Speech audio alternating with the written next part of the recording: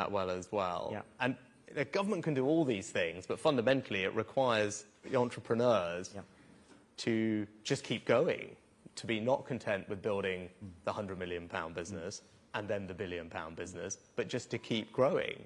And that I found in California is very much the attitude. It's just the sky is the limit. Everyone thinks they can create a $100 billion company, and actually, changing that culture is tough for government to do. But I don't know what you think about that. Yeah, that's a harder bit. I totally agree. I mean, I've seen the whole actually transformation in the last. When we started DeepMind back in 2010, and things were very different then. I remember our first investors, who were US based, and we had to go to the US to get our first investment, were sort of suspicious that you could build huge deep tech companies anywhere other than Silicon Valley, and I wanted to prove that that could be done. And I hope we played our small part in making that easier now and I agree with you, the environment's transformed completely from back 10, 15 years ago. And I think it is a lot easier to start and grow very difficult and very meaningful deep tech companies. So, it's been great to see that, and I think there's a huge opportunity from here. And I also agree with you that we have to be open to talent from internationally, and I think the UK does really well on that. Yeah. So, you mentioned Babbage in your opening remarks. He's a great hero of mine. But the UK has always had a rich science and tech heritage. How do you think we can sort of build on that into the future? And people like Alan Turing, it's amazing, and Ada Lovelace, amazing history we have on AI specifically, actually, but computer science in general. Yeah, I mean, and it goes even broader than that. I mean, you think about the Industrial Revolution. I mean, just the number of inventions that happened here, right? Whether we all kind of obviously know about steam and then the forerunners of electricity, but the mechanizing textiles, a new process to make steel. You can go on and on. I think even the lawnmower was invented during that period, right? So that's our heritage.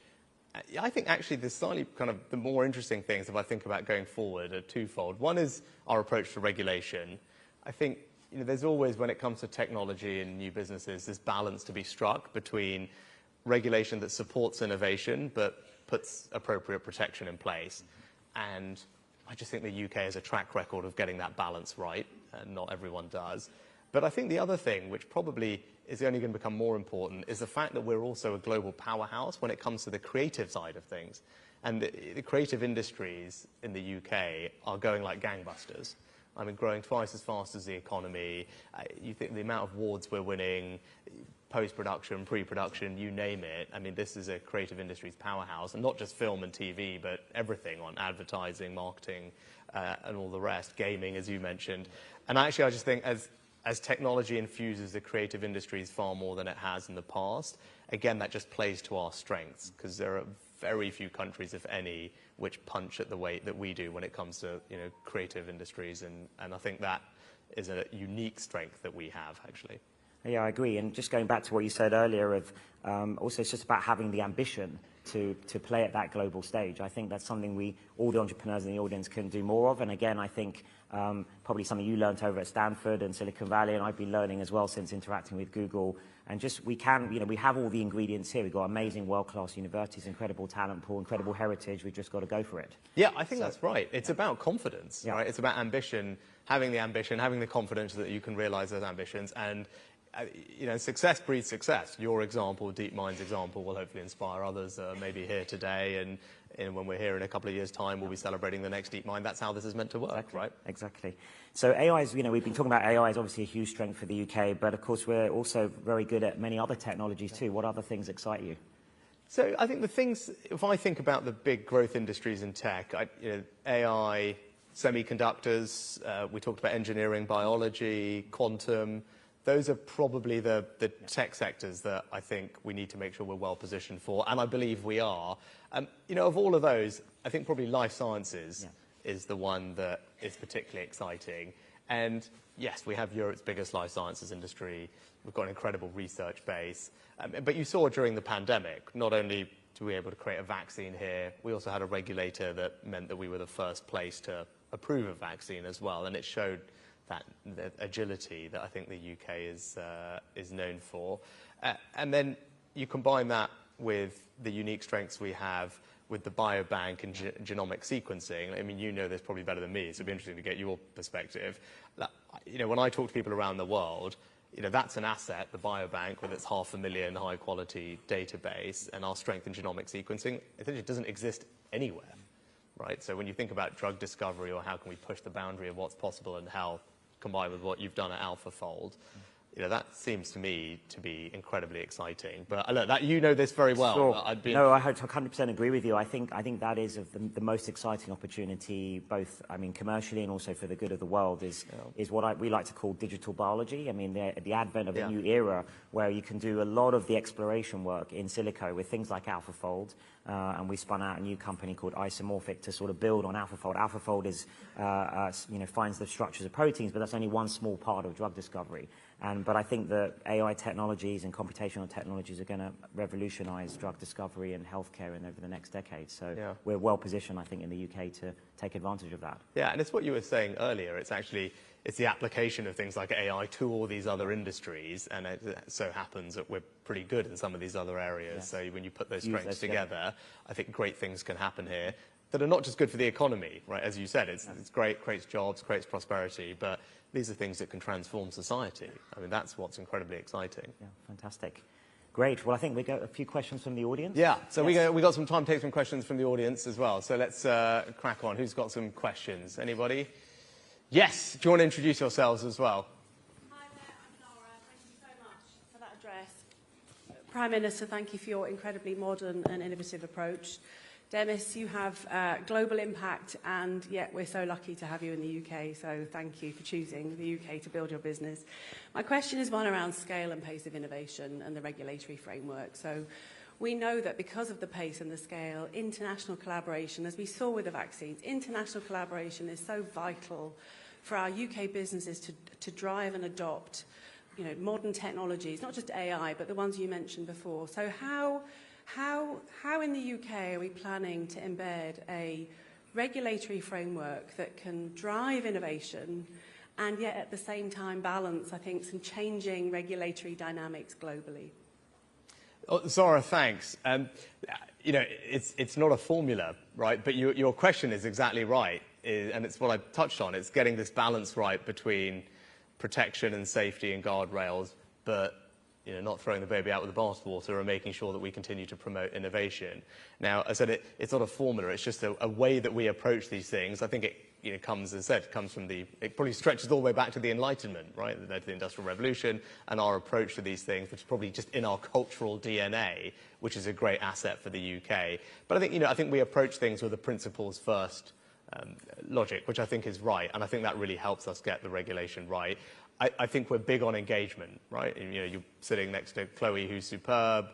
I'm someone who takes this stuff seriously. So you've got a government that is focused on engaging with industry to make sure that we understand how the innovation is happening, to make sure we're creating a safe space for it to happen. Regulatory sandboxes are a good example of that. In fintech, Demis mentioned that as one of our strengths. The FCA was, I think, the first regulator in the world to create a regulatory sandbox. That's now becoming a scale box. That's been exported around the world. So look, I think that we've got a good track record in doing that. I think the other thing I'd say is we've got to make sure that the incentives and the environment is right to diffuse the technology across the economy, because it's no point we create these things and they don't get spread so that the benefits are not realized fully. And I think that's actually something that we probably need to do a better job of. There's actually good academic research that the kind of diffusion of technology and best practice across the economy in the UK is probably a bit less than is optimal and less than other countries. So I think one thing we all need to keep an eye on, it's not just the incredibly switched on, innovative people in this room. We just got to figure out how we spread that mindset to every small and medium-sized company everywhere in the country, because that's how you really get the benefits of these things realized. I don't know, Demis, if you Yeah, just to sort of touch on the point of international, I think international cooperation around AI is going to be critical. It's just, far too big a technologist for one country, one company.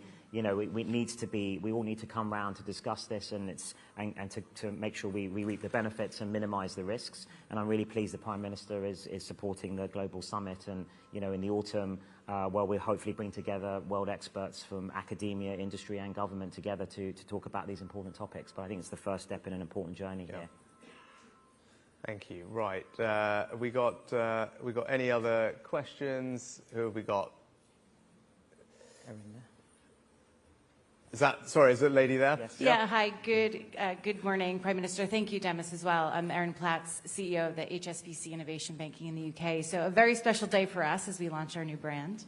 And it's clear through what you covered that we are all aligned in terms of wanting to make the UK the best place to start, scale, and invest in innovation and life sciences businesses. But can you talk a little bit more about what this ecosystem should expect over the next 6 to 12 months, perhaps in the areas of scale-up capital, procurement, to ensure we continue on the journey to be a global superpower? Yeah, thank you, Erin. But also thanks to HSBC, because I remember that weekend vividly with regard to Silicon Valley Bank, and it was great that we had an institution that was prepared to step up quickly to work with the government and other partners to come and rescue it and make sure there was continuity of funding for our ecosystem. I think you and your company deserve enormous credit for that, and it's great that we're here celebrating the launch of HSBC Innovation Banking, which hopefully can become a big global brand and business supporting technology businesses. So thank you. What can you expect from us? I think you can expect responsiveness, as I said, a government that is listening and engaging, a government that gets it, because that's important, but also a government that's working at pace, right? I mean, we are not in the business of resting on our laurels. I think we get that all of this is moving at a pace that means government has to move at that same pace. And you've seen that in the creation of this AI task force that I announced a little while ago. Now, that's going to be modeled on the vaccine task force. It's going to have the agility and the flexible kind of delegated authority to just do what it needs to do, build a leadership position in AI safety research, ensure that we have sovereign capabilities where it makes sense. So I think that's the sign of a government that's doing things differently and acting a little bit more like all of you in this room. And that's very much come from my own experience and career. And I want to bring that same way of thinking to government as well. I guess the other thing I'd say is you can see that in the businesses, that many of whom are here, who are, I guess, voting with their feet. It's great to see just the other week Palantir announcing that their global AI research is going to be done, European research is going to be headquartered in London. That Anthropic and OpenAI are joining DeepMind and having their European headquarters in the UK, and they just announced that a couple of weeks ago. And just today, fantastic news that one of the world's leading venture capital firms, Andreessen Horowitz, is opening their first international office here in the UK. And I think, why are they doing that? Partly it's because they think not all the things that we've talked about, but particularly Web3 and blockchain is another technology which has enormous promise. And they see this as a place where that type of research and innovation is going to be done in a very strong way. So I think that's all evidence of a government that is doing all the things that I said, and you can see the outcomes because I think companies are voting with their feet and saying, look, the UK is where we want to be. Good. I think I'm conscious of time, yes. So we probably need to take a couple of questions from the media as well. So could I maybe start with the BBC, if they are here? Hello, Helen Camp from the BBC. How concerned are you about the short-term impact of AI on jobs, given that we're already seeing some losses? And is Boris Johnson undermining you, and did anyone at number 10 at any point meddle with his honours list? So, on your first question, look, that's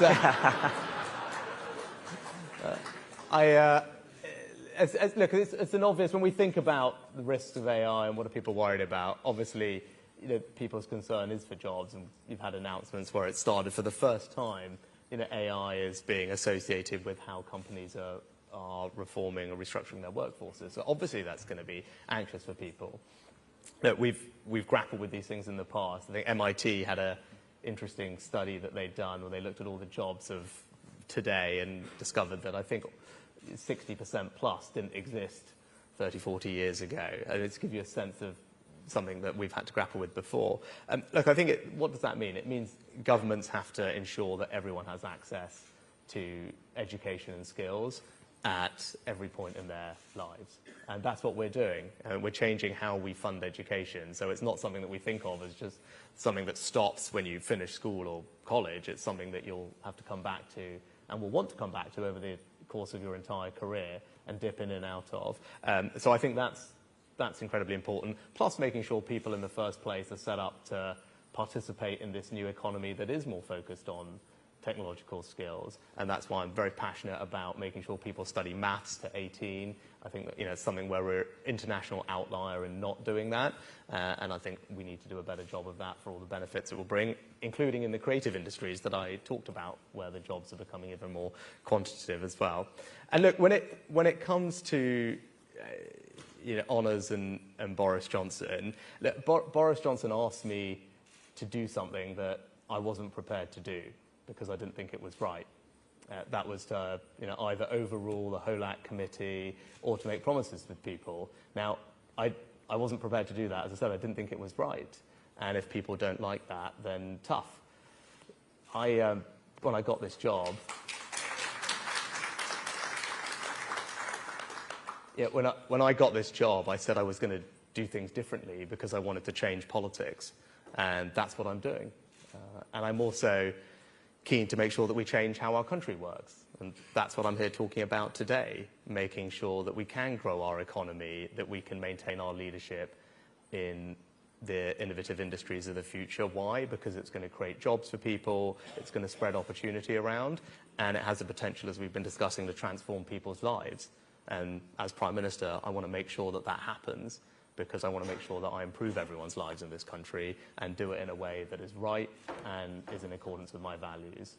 And that's what I'm going to keep doing.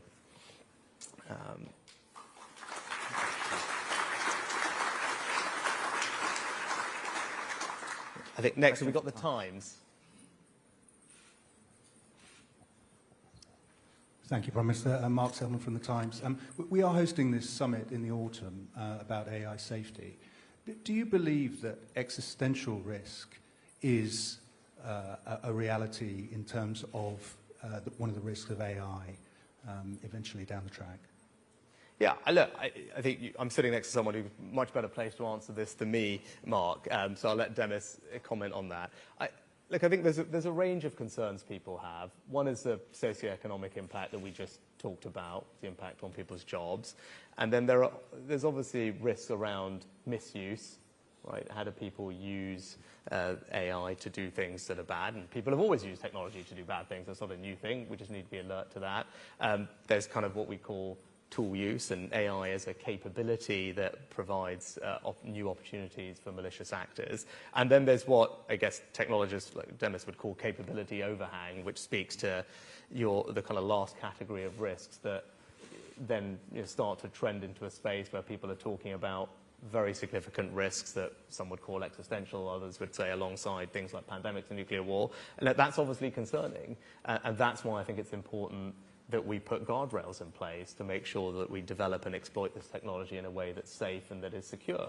That's why the summit is important, because it will bring together people to consider those risks, make sure that we appropriately plan for them, discuss the right guardrails to put in place, and the research and evaluation that we're going to need to do to make sure that we're on top of it. So I think those are the kind of topics that I'm interested in exploring at the summit. But Demis, do you have a thought on? No, so I agree with all of that. And I think there are different, we've talked about incredible opportunities of AI. I think those, everyone knows, understands those well. But there are attendant risks with any new transformative technology, and AI is no different in that respect. And I agree with the Prime Minister's sort of different buckets or categories of risk, and I think they need to be mitigated in different ways, from bad actors using these technologies in bad ways, that's a sort of access issue, to near-term risks of things like bias or deep fakes, and I think there are new technologies along the way that are coming along, like encrypted watermarking, which will help with that. And then there are these sort of more long-term technical AI risks, things like alignment, controllability, interpretability of these systems. And I think here there's uncertainty around those risks, and we need to understand and research those systems a lot more over the next few years to have a better handle on what the boundaries are of these systems, including the risks and then we can put the right guardrails in place, and government can put the right guardrails in place. So I think there's in the situation where there's a high degree of uncertainty, but a huge potential impact either way. I think the right way to proceed is with the precautionary principle. You know, proceed with exceptional care, be optimistic about what we can do with the opportunities, and sort of use things like the scientific method to study and carefully analyze these systems as they get increasingly more powerful in the future. Brilliant. Thanks, Demis. And then lastly, Bloomberg. Hi, Celia from Bloomberg. My question is, why would AI people decide to come to the UK and cater to a UK scheme when you have a much larger trading bloc like the EU going ahead with their own AI regulation? Great. So that's a good question to end on, because it speaks to everything that we've been talking about for the last half hour or so. And that's about the UK just having confidence in itself. The UK is one of the leading places in the world for AI, as we are in so many other strengths. That's not me saying that, that's the facts. Look at the AI research capability that we have here, the number of citations and AI research that's produced, essentially after the US, we're the leading democratic power when it comes to the quality of our AI research base. Look at the number of AI companies that we have here. A third of all of Europe's companies are here. I think twice as many as anywhere else in Europe. Look at the money raised, same. And then look at the companies themselves, right? As we just talked about, there's 3 frontier labs. Demis is headquartered here. Google have headquartered their AI business here under Demis's leadership. But then Anthropic and OpenAI have just opened their European offices where? They've opened them here in the UK. You've got Palantir just opening their global AI research capability here in the UK. So look, those are all the reasons we should feel confident and optimistic about our lead in AI and our ability to play a leadership role. And the creation of the task force with more funding than anywhere else in the world for safety research, again, is a reason why I think we can play a leadership role in this, and we can develop all the evaluations and the auditing that Demis talked about. We're going to steal a march on that and get going with that quickly. But look, this is not about imposing our view of the world on everyone else, right? This is about convening people and bringing them together. Academia, business, governments from around the world. AI doesn't respect national borders. This is about us just bringing people together to talk through these issues together and ultimately put in place a multilateral framework, because that's what it's going to require ultimately. But do I think the UK can be a leader in shaping that conversation? Absolutely I do, right? Because we've got incredible strengths here, and we shouldn't be shy about that, right? We should be confident in our ability to lead this conversation, because it's incredibly important that we get it right. It's going to be incredibly important for the future of our country. We want all the benefits that AI can bring, but we need to manage it safely. That's my job as Prime Minister, and we're going to do it working together. And I'm very grateful to Demis as well for his support. But I think we can have a very exciting summit, which is going to produce some really important outcomes, not just for the UK, but for the world at large. Great. I think that's all we've got time for. So thank you, Prime Minister, for all your valuable time and support. Look forward to getting right with it. Thanks, Prime Minister.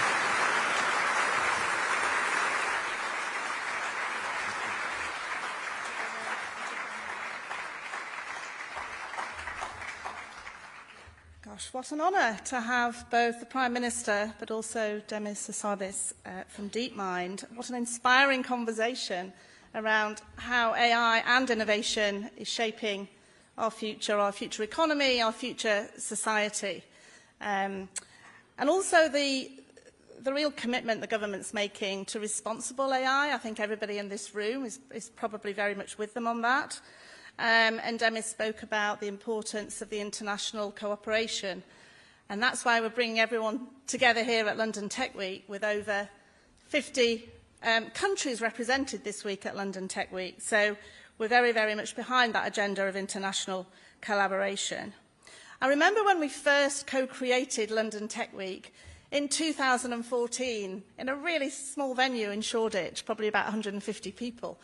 But that was exactly the same time when Google acquired DeepMind and also relocated its AI Innovation Centre from California to London. That was a really smart decision for those Googlers in the room.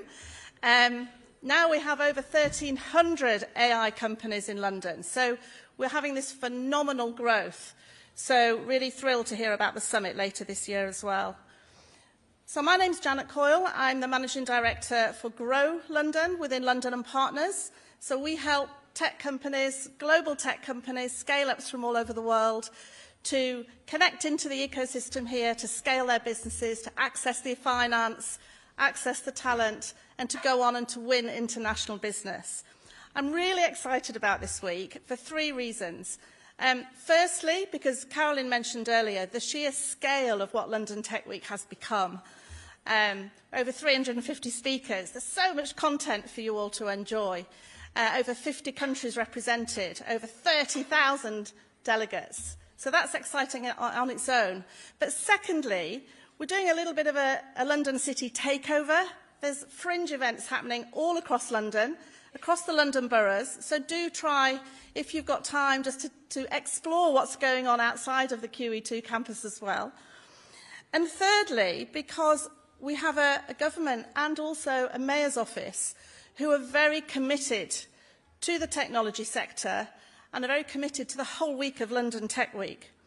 And it now gives me enormous pleasure to introduce to you what I feel is the biggest champion of the best global city in the world. Please welcome the Mayor of London, Mr. Sadiq Khan.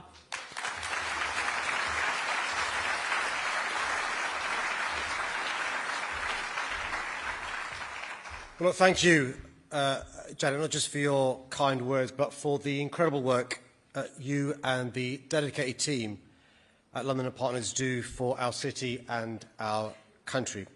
Good morning, everyone, and a very warm welcome to the 10th edition of London Tech Week. For those of whom it's your first time in London and here for the entire week, the weather is always this wonderful. And thank you to the Prime Minister. He's had quite a weekend. I've been asked to scotch any rumours that any of his words were drafted by ChatGPT.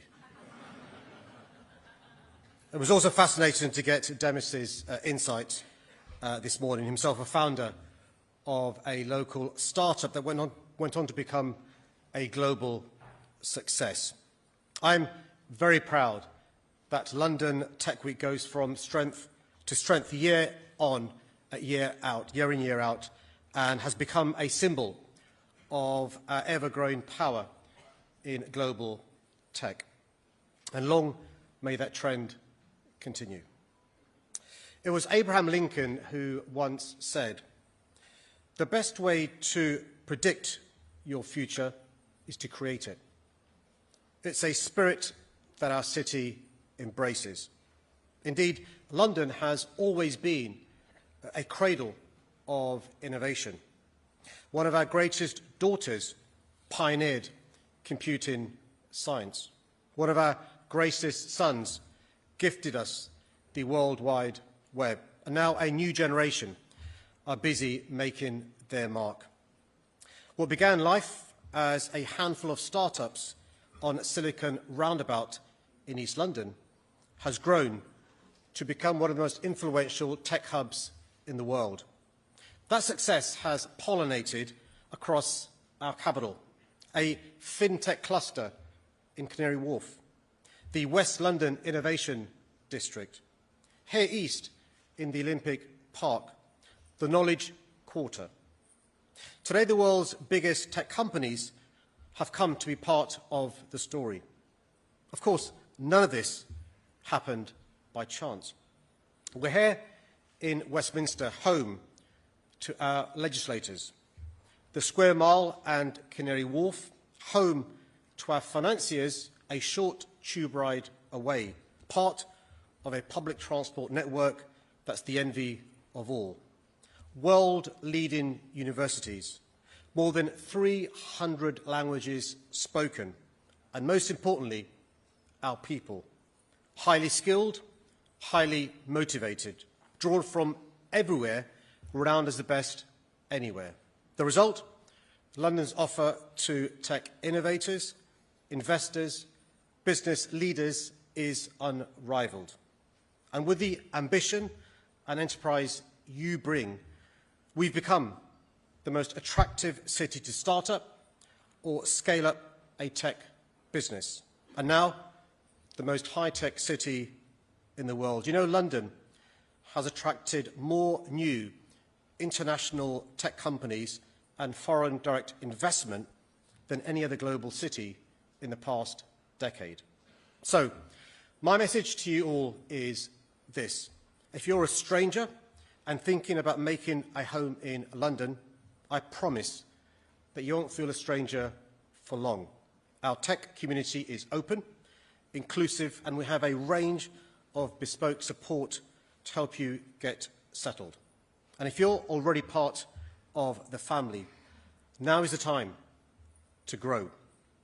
We're already doing something special in London, but we're on the cusp of something extraordinary. We can't, however, make the mistake of prioritising scale over purpose. So as Mayor, as well as laying the foundations for your ideas and companies to thrive, it's also my job to ensure success translates into people's lives and their communities. For me, there's no more compelling way than in the fight against the climate emergency. I've made it my mission to make London a net zero city by 2030. One of the reasons that ambition is even within our reach is because our city has a legacy of seizing the opportunities afforded by innovation. The congestion charge zone, the Oyster card, then contactless payments on our transport network, using Transport for London's data feeds so Londoners can plan journeys, our world-leading ultra-low emission zone, a network of hundreds of air quality sensors providing real-time pollution data to Londoners, deploying AI to reduce congestion, every new bus in our fleet zero emission, more than 13,000 electric vehicle charge points. I could go on. The list is long, but the lesson is short. Tech has been a mainspring of environmental progress in London. It's making walking, cycling and public transport the go-to options. It's making our air fit to breathe, and it's making a sustainable city for future generations to inherit. But you know what? This isn't the time for complacency. Last summer, London was given a horrifying glimpse into the future when extreme heat crippled infrastructure and destroyed homes. To avoid that nightmare becoming our reality, we need to go much further, much faster. And to help us on our way, today I can announce the launch of the London Climate Resilience Review. Emma Howard-Boyce, CBE, Chair of the Green Finance Institute, has been appointed to lead the work. She'll be exploring how London must adapt and prepare for the impacts of our changing climate, and the role of data and tech will be central. I want this review to be a further demonstration that cities are the most effective bridge between our innovators and citizens. So please make sure your voice is heard. Let me finish by saying that we've already predicted our future here in London. A fairer, greener, more prosperous future in which all our people thrive. It falls on us now to create it. And together I'm confident we will, because time and time again we've proven that while our ambitions are unmatched, so too is our ability to meet them. Thank you and enjoy the rest of the week.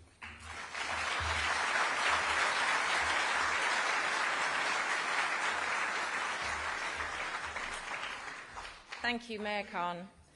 Next to the stage, we will have an exclusive fireside chat on fueling UK entrepreneurship. 2023 has given us many memorable moments already, including the coronation of a new king in the UK. But a standout shock to us all in the tech sector was the weekend, the 10th to the 12th of March, and the surreal events around Silicon Valley Bank. A mere 13 weeks on, lucky for some, it is my absolute pleasure to introduce you to HSBC Innovation Banking. The new brand, carefully chosen to reflect the unparalleled partnership between HSBC and what has been in the past and now surely looks set to continue to be the most trusted financial partner to the UK innovation economy, SVB UK. The combined offer of the two is compelling. Through this partnership, entrepreneurs and investors in the UK will be able to access the best of both